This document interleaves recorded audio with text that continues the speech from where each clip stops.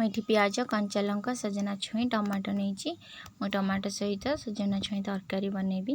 गोटे पान रे तेल नेली तेल गरम है मुझे फुटण देदेवी आउ कंचा लंका भुर्सुंगा पत्र देवी।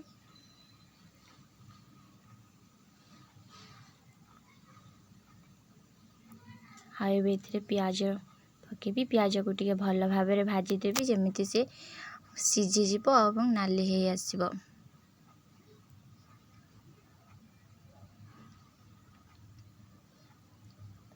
देखो पियाज टिके नाली हो आसला धीरे धीरे सीझी आसुची।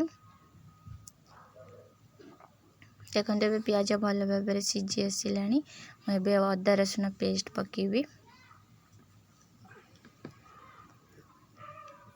अदा रसुण पेस्ट को भल भाव में भाजीदेवी जमी तार कंचा बास्नाटा पलैज आ भल सीझीज। ये अदा रसुण भल भाव में सीझी जाइए तार कंचा बास्नाटा पलै जाइए। मु टमाटो पकेबी आ टमाटो को भल भाव में घांटी नेबी।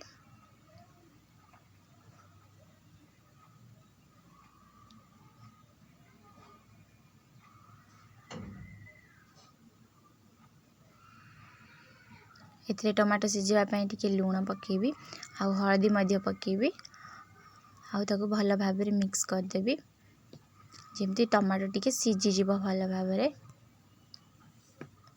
देखो मुझे भल भाव में घांटी दे गोले टिके सीझापी 2-3 मिनट कवर कर रखिदेवी। एबे देखो आकु टे मझे ओपन कर देखी टमाटो सीझी कि ना। देखो भल भाव में टमाटो सीझी जाइए। एबे एथिरे मु जीरा टिके धनिया टिके रेड चिली पाउडर पकई दे ताको भल भाव में घांटी देवी।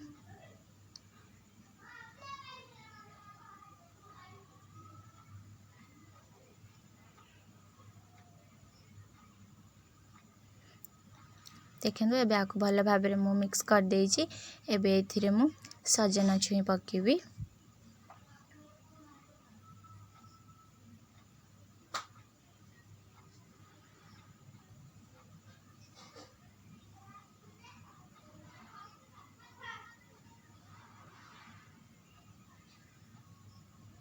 देखो सजना छुई पकेले एबे आको भल भाव में मिक्स कर देबी जमती मसला सहित सजना छुई भल भाव में मिक्स हो जिवो।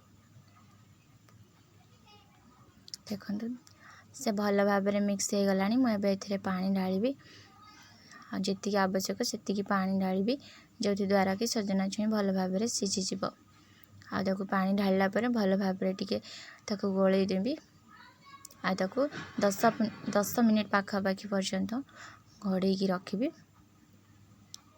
ताकि से भल सीझी पारे। मझे ताको ओपन कर देखी जे सीझी कि न सीझी मझे मझे ताको घांटी देवी।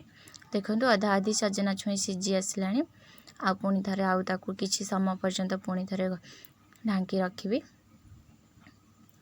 पुणी देख आ किछि समय पर ओपन कली देख सजना छुई पूरा सीझी जाइए।